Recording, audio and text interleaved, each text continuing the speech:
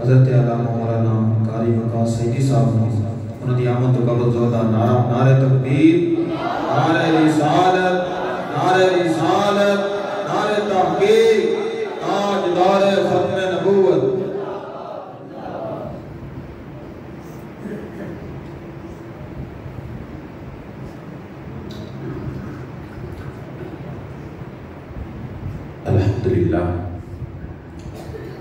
الحمدللہ رب العالمین والعاقبۃ للمتقین والصلاۃ والسلام علی سید الانبیاء والمرسلین وعلی آلہ واصحابہ اجمعین، اما بعد فاعوذ باللہ من الشیطان الرجیم، بسم اللہ الرحمن الرحیم۔ الف لام میم ذالک الکتاب لا ریب فیہ، آمنت باللہ صدق اللہ العظیم وصدق رسولہ النبی الکریم الامین ونحن علی ذلک من الشاہدین والشاکرین والحمدللہ رب العالمین۔ گنج بخش فیض عالم مظہر نور خدا، گنج بخش فیض عالم مظہر نور خدا، ناکسارا پیر کامل کاملارا رہنما، بلغ العلا بکمالہ کشفت تجا بجمالہ، حسنت جمیع خصالہ صلوا علیہ وآلہ۔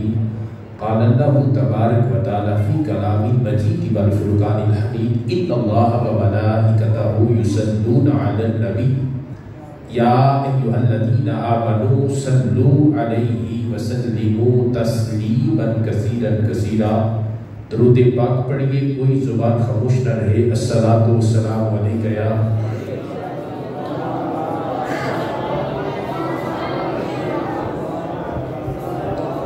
الصلاۃ والسلام علیک یا سیدی یا رسول اللہ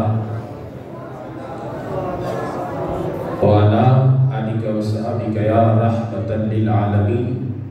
حصول برکت کے لیے پھر پڑھیے الصلاۃ والسلام علیک۔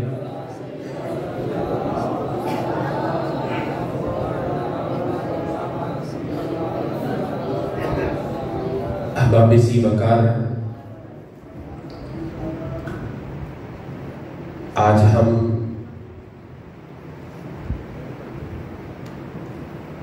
ذکر خدا اور ذکر مصطفیٰ کے لیے جمع ہوئے ہیں، اور یہ رات بڑی برکتوں اور عظمتوں اور شانوں والی رات ہے۔ اس رات کے اندر اللہ نے قرآن نازل فرمایا، بولیے سبحان اللہ۔ اس رات کے اندر اللہ نے قرآن نازل فرمایا۔ اسی رات کو اللہ نے فرشتوں کو پیدا فرمایا۔ اسی رات کے اندر بہشت کے اندر باغات لگائے گئے، اور احباب ذی وقار یہ رات بڑی برکتوں، عظمتوں اور شانوں والی رات ہے۔ دعا فرمائے کہ حق تعالی ہمیں اس رات کو عبادتوں، ریاضت، تسبیح و تحلیل کرتے ہوئے گزارنے کی توفیق اور ہمت عطا فرمائے۔ احباب ذی وقار، جو قرآن مجید فرقان حمید میں سے تلاوت کرنے کی سعادت حاصل کی ہے، اس کے اندر اللہ نے فرمایا الف لام میم ذالک الکتاب لا ریب فیہ۔ الف لام میم یہ حروف مقطعات میں سے ہے۔ اس کا معنی اللہ جانتا ہے یا اللہ کا رسول جانتا ہے۔ ذالک الکتاب لا ریب فیہ، یہ بلند و بالا کتاب ہے کہ جس کے اندر کوئی شک نہیں، کوئی شک نہیں۔ شک ہو بھی کیسے سکتا ہے کہ جس کو بھیجنے والا خود رب العالمین ہے، لانے والا جبریل امین ہے، سید الملائکہ ہے، فرشتوں کا سردار ہے، اور جس پر نازل ہو رہی ہے وہ رحمت للعالمین ہے۔ بیچنے والا بھی نور ہے، لانے والا بھی نور ہے، اور جس نبی پر نازل ہو رہی ہے وہ بھی نور ہے۔ تو پھر वकार दुनिया की तमाम किताबें एक तरफ मगर कुरान का मुकाबला नहीं कर सकती। क्यों? क्योंकि दुनिया की तमाम किताबों के मुसन्निफ जो है वो इंसान है, मगर कुरान का मुसन्निफ खालिक इंसान है। मगर कुरान का मुसन्निफ खालिक इंसान है। इसलिए भी अबाब सी वकार कि दुनिया की तमाम किताबें हमारी जिंदगी के किसी एक हिस्से की रहनुमाई करती हैं। मसलन तिब व हिकमत की किताबें हमें बीमारियों का इलाज बताती हैं, मंतक की किताबें इस्तिदलाल करना सिखाती हैं। इसीलिए रियासी की किताबें हमें शमारियात बताती हैं। फिक़्ह की किताबें जो है वो फिक़्ही मसाइल का तज़किरा करती हैं। और इसी तरह तारीख की किताबें जो है वो गुजरे हुए लम्हात को बयान करती हैं।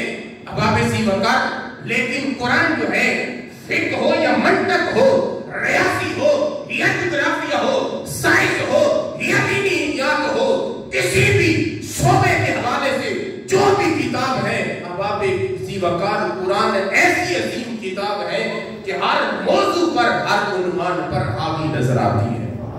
बोलिए सुभान अल्लाह। हर मौजू पर, हर उन्वान पर हावी है। और याद रखिए कुरान ऐसी अजीम किताब है, ऐसी अजीम किताब है, इतनी अजीम किताब है कि जिसका पढ़ने का सवाब भी अलग है। और जिसके कुरान ऐसी अजीम किताब है कि जिसके खोलने का सवाब भी अलग है। कुरान ऐसी अजीम किताब है कि जिसके पढ़ने का सवाब भी अलग है, जिसको चूमने का सवाब भी अलग है। कुरान ऐसी अजीम किताब है कि जिसको सीने से लगाने का सवाब अलग है। अबाब सी वकार कुरान ऐसी अजीम किताब है कि जिसको तर्जुमे के साथ पढ़ने का सवाब अलग है। कुरान ऐसी अजीम किताब है कि तफसीर के साथ पढ़ने का सवाब अलग है। कुरान ऐसी अजीम किताब है कि जिस पे अमल करने का सवाब अलग है। और फिर जो भी कुरान पे अमल करता है अबाब सी वकार वो आम नहीं, वो दाता अजमेरी बन जाता है या ख्वाजा अजमेरी बन जाता है। वो आम नहीं रहता, वो आम नहीं रहता, या दाता अजमेरी बन जाता है या ख्वाजा अजमेरी बन जाता है या पीर सियाही बन जाता है। अबाब सी वकार या पीर मेरे निशा बन जाता है। तो कुरान ऐसी अजीम किताब है जिस पे अमल करने का सवाब भी अलग है और जिसको समझने का सवाब भी अलग है। अगर समझ आ रही है तो मोहब्बत ਨਾਲ बोलो सुभान अल्लाह। लेकिन आज हमने कुरान को समझना छोड़ दिया। जब कुरान को समझना छोड़ दिया तो फिर अल्लाह ताला दिलों को ताले लगा देता है। जब दिलों को ताले लग जाते हैं अबाब सी वकार मुस्तफा करीम सल्लल्लाहु अलैहि वसल्लम के गुलामों, फिर वो दिल जो है वो ज़ंगालूद हो जाते हैं। अब ताले लगने से मुराद ये नहीं है कि हम ईसीजी करवाएं या एक्सरे करवाएं तो हमें अंदर से ताला नजर आए, ये मुराद नहीं है। ताला लगने से मुराद ये है कि वो दिल ज़ंगालूद हो जाते हैं, गंदे हो जाते हैं, नापाक हो जाते हैं। जब रब दिल को ताले लगा देता है अबाब सी वकार मुस्तफा करीम सल्लल्लाहु अलैहि वसल्लम दुरूद पाक पढ़िए।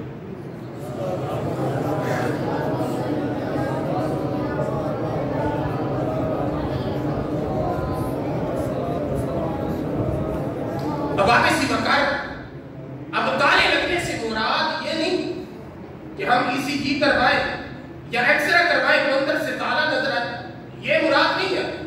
मुराद ये है कि वो दिल ज़ंगालूद हो जाते हैं। जो रब दिलों को ताले लगा देता है वो दिल जो है वो ज़ंगालूद हो जाते हैं, गंदे हो जाते हैं। एक हदीस पाक में मुस्तफा करीम सल्लल्लाहु अलैहि वसल्लम ने फरमाया, सहाबा तशरीफ फरमा है, मेरे करीम नबी सल्लल्लाहु अलैहि वसल्लम ने फरमाया कि दिलों को भी जंग लग जाता है। दिलों को भी, बोलिए दिलों को भी जंग लग जाता है। मेरे करीम नबी ने मिसाल दी, फरमाया जिस तरह लोहे को पानी लगने से जंग लगता है इसी तरह दिल को जो है वो गुनाहों की वजह से जंग लग जाता है। अब मुस्तफा करीम सल्लल्लाहु अलैहि वसल्लम وسلم کے غلاموں، نبی اکرم صلی اللہ علیہ وسلم نے جب یہ فرمایا تو صحابہ عرض کرتے یا رسول اللہ یا حبیب اللہ، اگر کسی لوہے کو زنگ لگ جائے یا کسی برتن کو زنگ لگ جائے تو اسے تو ہاتھ کے ساتھ صاف کر دیا جاتا ہے، یا رسول اللہ جب دلوں کو زنگ لگ جائے پھر کیا کیا جائے؟ دل تک تو ہاتھ نہیں جائے گا۔ میرے کریم نبی صلی اللہ علیہ وسلم نے 2 نسخے ہمیں عطا فرمائے۔ کتنے نسخے؟ 2 نسخے اللہ کے محبوب نے ہمیں عطا فرمائے، لیکن آج ہم نے دونوں کو چھوڑ دیا، دونوں کو چھوڑ دیا ہے۔ نبی اکرم صلی اللہ علیہ وسلم نے فرمایا کہ اگر چاہتے ہو کہ دل جو ہے وہ پاک ہو جائے، دل صاف ہو جائے، اگر چاہتے ہو دل کی میل ختم ہو جائے، اگر چاہتے ہو ہمارے دل صاف اور شفاف ہو جائے، لجپال نبی نے یہ 2 نسخے عطا فرمائے۔ فرمایا اگر دل سرگلوت ہو جائے، پاک کرنا چاہو تو جہاں بیٹھو، جس جگہ پہ بیٹھو، اپنے پہ بیٹھو یا غیروں پہ بیٹھو، جہاں بھی بیٹھو، ایک موت کو یاد کرو، دوسرا قرآن کی تلاوت کثرت کے ساتھ کرو۔ دوسری قرآن کی تلاوت کثرت کے ساتھ کرو۔ میرے نبی نے فرمایا کہ جب ابا ذی وقار جہاں تک ہاتھ نہیں پہنچتے وہاں تک میرے رب کا قرآن پہنچ جاتا ہے۔ اب ابا ذی وقار بیماری کیا ہے؟ دلوں کو زنگ کیوں لگتے؟ اس کی علامت کیا ہے؟ مصطفیٰ کریم صلی اللہ علیہ وسلم کے غلاموں، اس کی علامت یہی ہے، ہم نے قرآن کے تدبر فی القرآن چھوڑ دیا، قرآن کو سمجھنا چھوڑ دیا۔ تو جب قرآن کو سمجھنا چھوڑ دیں گے تو دل میلے ہو جائیں گے، گندے ہو جائیں گے، دل کو تالے لگ جائیں گے۔ اب مصطفیٰ کریم کے غلاموں بہت بڑا مجمع ہے، مجمع کے اندر پڑھے لکھے لوگ بیٹھے ہیں۔ آپ بتا سکتے ہیں کہ ایک مسلمان کے ذمہ قرآن کے حقوق کتنے ہیں؟ کوئی بتا سکتا ہے کہ ایک مسلمان کے ذمہ قرآن کے حقوق کتنے ہیں؟ کوئی نہیں بتا سکتا۔ تو قرآن کے حقوق جو ہے، تیسرا حق قرآن کا جو ہے وہ قرآن کو سمجھنا ہے، تیسرا حق قرآن کو سمجھنا ہے۔ مصطفیٰ کریم صلی اللہ علیہ وسلم کے غلاموں، ہمیں طلب ہی نہیں، علم تو تب ہوتا ہے جب طلب ہو۔ ابا ذی وقار ہم نے طلب چھوڑ دی ہے، تو اللہ کے نبی نے فرمایا جب تم طلب چھوڑ دو گے کہ ہمارے دلوں کو زنگ کیوں لگا، تو مصطفیٰ کریم صلی اللہ علیہ وسلم کے غلاموں اللہ فرما رہا ہے پھر اللہ جو ہے وہ دلوں کو تالے لگا دیتا ہے۔ اب مصطفیٰ کریم صلی اللہ علیہ وسلم کے غلام اس کی علامات ہے، کس طرح اجنڈس ہو جائے یا یرکان ہو جائے تو مصطفیٰ کریم کے غلاموں اس کی علامت یہ ہوتی ہے کہ بندے کی آنکھیں پیلی ہو جاتی ہیں جس کو یرکان ہوتا ہے، ایسا ہے کہ نہیں؟ اس کی آنکھیں پیلی ہو جاتی ہیں۔ مصطفیٰ کریم صلی اللہ علیہ وسلم کے غلاموں، تو آپ جس بندے کو یرکان ہو جائے تو اس کی آنکھیں دیکھ کر دور سے بندہ بتا سکتا ہے کہ اس کو یرکان ہے، اس کی آنکھیں پیلی ہیں۔ اسی طرح ہر شے اپنی علامت خود بتاتی ہے مصطفیٰ کریم کے غلاموں، لیکن ہمارے معاشرے کے اندر جب قرآن کو پڑھنا چھوڑ دیا، قرآن کو سمجھنا چھوڑ دیا، تو پھر اللہ جو ہے ہمارے دلوں کو تالے لگا دے گا، پھر زنگ آلود ہو جائیں گے، دل گندے ہو جائیں گے، جس کا اثر اور جس کی علامت معاشرے کے اندر ظاہر ہو رہی ہے۔ اگر سننا چاہتے ہیں تو بولیے سبحان اللہ۔ ابا ذی وقار جس قوم کے دل کو تالے لگ جائے، اب غور سے سنیے، جس قوم کے دل کو تالے لگ جائے اس قوم کی بہو اور بیٹیوں کے سروں سے دوپٹے اتر جاتے ہیں۔ جس قوم کے دلوں کو تالے لگ جائے اس قوم کے ابا ذی وقار بوڑھے بوڑھے لوگ جو ہیں اڈوں پر اور ہوٹلوں پر بیٹھ کر بدبخت تاش کی بازی نہیں چھوڑتے لیکن اپنے رب کی نماز چھوڑ دیتے ہیں۔ جس قوم کے دلوں کو تالے لگ جائے ابا ذی وقار اس قوم کے ابا ذی وقار جوان جو ہے کرکٹ میچ دیکھنے کے لیے جمعے کی نماز چھوڑ دیتے ہیں لیکن کرکٹ دیکھنا نہیں چھوڑتے۔ جس قوم کے دل کو تالے لگ جائے اس کی حالت یہ ہوتی ہے کہ اس کے دودھ بیچنے والے کے دودھ میں پانی ڈالتے نظر آتا ہے۔ جس قوم کے دل کو تالے لگ جائے، جس قوم کے دل کو تالے لگ جائے اس قوم کے تاجر بھی بدقیامت ہو جاتے ہیں۔ جس قوم کے دلوں کو تالے لگ جائے ابا ذی وقار اس قوم کے جو ہے دکاندار وہ تولتے وقت ڈنڈی ڈنڈی مارتے ہیں, جس قوم کے دلوں کو تالے لگ جائیں. اباب سیوکر اس قوم کے جو مصطفیٰ کریم کے غلاموں افسر ہوتے ہیں, وہ حرام خور ہوتے ہیں, رشوت خور ہوتے ہیں, جس قوم کے دلوں کو تالے لگ جائیں اس قوم کے حکمران جو ہے وہ رب کے اور رسول کے غدار ہو جاتے ہیں. اس لیے قرآن کو سمجھنا سیکھیے, قرآن کو سمجھنا سیکھیے. جب قرآن کو سمجھنا سیکھ لیں گے تو مصطفیٰ کریم کے غلاموں قبر میں بھی کامیاب ہو جائیں گے, حشر میں بھی کامیاب ہو جائیں گے.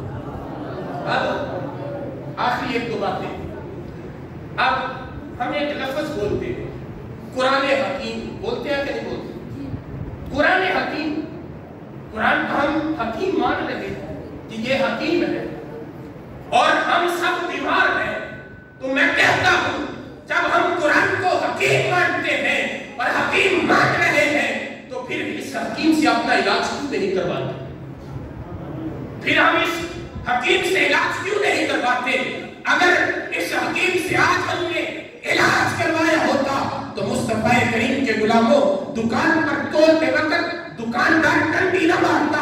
اگر اس حکیم سے ہم نے علاج کروایا ہوتا تو مصطفیٰ کریم کے غلاموں آج کے حکمران بدبخت اور مصطفیٰ کریم اور اللہ اس کے رسول کے غدار نہ ہوتے. اگر ہم نے آج اس قرآن سے حکمت اور حکیم اس کو مانا ہوتا مصطفیٰ کریم کے غلاموں. لیکن ہائے افسوس, ہم رمضان میں قرآن سنتے ہیں, سمجھتے ہیں, لیکن مصطفیٰ کریم صلی اللہ علیہ وسلم کے غلاموں جو ہی رمضان گزر جاتا ہے تو ہم جو ہے قرآن کو ایک اچھے لباس کے اندر لپیٹ کر اونچی جگہ پہ رکھ دیتے ہیں. اب آپ اسی وقت کیا قرآن کا یہی آتا نہیں؟ مصطفیٰ کریم کے غلاموں کی مسجدیں یہ چٹائیاں, رمضان ختم ہو جاتا ہے تو سجدے کے لیے ترستی ہے اور یہ صدائیں دیتی ہے کہ مسلمان ختم ہو گئے ہیں یا رمضان ختم ہو گیا ہے, مسلمان ختم ہو گیا یا رمضان ختم ہو گیا ہے. اس لیے مصطفیٰ کریم صلی اللہ علیہ وسلم کے غلاموں قرآن کو سمجھنا سیکھیے, قرآن کو پڑھیے اور قرآن پہ عمل کیجیے. جب قرآن پہ عمل کریں گے, قرآن کا ادب کریں گے, مصطفیٰ کریم کے غلاموں ہمارے دونوں جہاں سنور جائیں. میں نے تو اپنے رب کی رحمت کے بارے میں یہاں تک پڑھا ہے کہ ایک بزرگ تھا, آخری بات اگر پریشان ہے تو بس کر دیں. ہمارے ایک بزرگ کا میں نے واقعہ پڑھا کہ اس کو قرآن پڑھنا نہیں آتا لیکن قرآن سے محبت بڑی کرتا تھا, بڑی محبت کرتا تھا. جب لوگ نماز پڑھتے تھے, نماز پڑھ کے چلے جاتے تھے, وہ بیٹھا رہتا تھا, بیٹھا رہتا تھا. جب سارے نمازی چلے جاتے تھے تو وہ الماری کھولتا اور وہاں سے قرآن نکالتا. اب اس کو قرآن پڑھنا نہیں آتا لیکن قرآن کھولتا, اس کو چومتا, آنکھوں سے لگاتا, اپنے سینے سے لگاتا اور مصطفیٰ کریم کے غلاموں قرآن کھول کے الحمد سے شروع کرتا اور کہتا یہ بھی حق ہے, یہ بھی سچ ہے, یہ بھی حق ہے, یہ بھی سچ ہے. مصطفیٰ کریم کے غلاموں لوگ اس کا مذاق اڑاتے, اس کو قرآن پڑھنا نہیں آتا اور یہ اس طرح کہہ رہا ہے کہ یہ بھی حق ہے, یہ بھی سچ ہے. اس نے کہا جناب میرے رب نے قرآن کے اندر جو بھی نازل کیا ہے اس میں شک نہیں ہو سکتا کیونکہ ذالک الکتاب لا ریب فیہ. مصطفیٰ کریم کے غلاموں اس میں شک کیسے ہو سکتا ہے؟ مصطفیٰ کریم کے غلاموں اس کا اجر کیا ہے؟ جب وہ بندہ فوت ہو گیا, وہ بزرگ فوت ہو گیا تو مصطفیٰ کریم کے غلاموں وہی لوگ جو مذاق اڑاتے تھے, وہی لوگ بیان کرتے ہیں جب اس کی قبر کے اندر میت رکھی گئی, میت بعد میں رکھی گئی, قرآن قبر کے اندر پہلے کھلا ہوا ہے, قرآن پہلے کھلا ہوا ہے.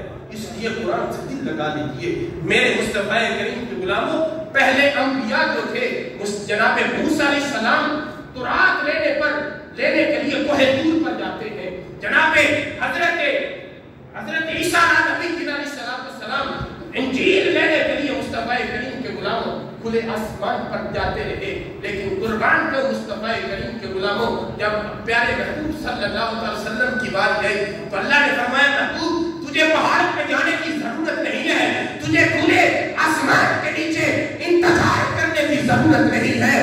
میں رب اپنے محبوب کو اس قدر پیار کرتا ہوں, اس قدر محبت کرتا ہوں. محبوب تم مکے میں جائے گا تو قرآن تیرے پیچھے جائے گا, تم مدینے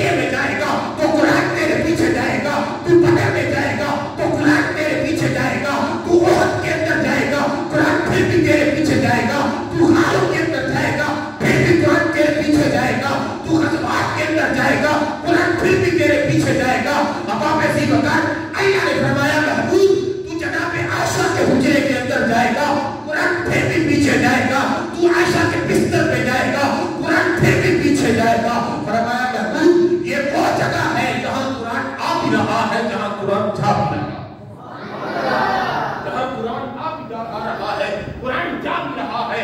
اللہ نے فرمایا محبوب میرے مصطفیٰ کریم کے غلاموں، اللہ نے فرمایا محبوب تیرے چہرے کی بات آئے گی پھر بھی میں قرآن نازل کروں گا، تیرے عبداللہ والے گورے گورے ہاتھوں کی بات آئے گی میں پھر بھی قرآن نازل فرماؤں گا، تیرے سینے کی بات آئے گی پھر بھی قرآن نازل فرماؤں گا، تو چلے گا تو میں قرآن نازل کروں گا، تو بیٹھے گا تو قرآن نازل کروں گا، تو اٹھے گا تو قرآن نازل کروں گا، تو سوئے گا پھر بھی قرآن میں نازل کروں گا۔ اللہ نے فرمایا محبوب میں نے سارا قرآن جو ہے وہ عظمت مصطفیٰ کے لیے نازل کیا۔ یہی پیغام تھا کیونکہ وقت میں یہ دعویٰ کی شکایت کر رہا ہے، یہی میرا پیغام تھا جو میں نے اب تک پہنچا دیا۔ اب جس کے دل میں آئے وہی پائے روشنی، میں نے تو دل جلا کے سر عام رکھ دیا، اور آخر میں مقصد یہی پیغام دیا کرتا ہوں کہ لذت عشق نبی دل میں بسائے رکھنا یہ خزانہ ہے، لٹیروں سے بچے رکھنا۔ آمین آمین بجاہ نبی الامین وما علیہ الا البلاغ المبین۔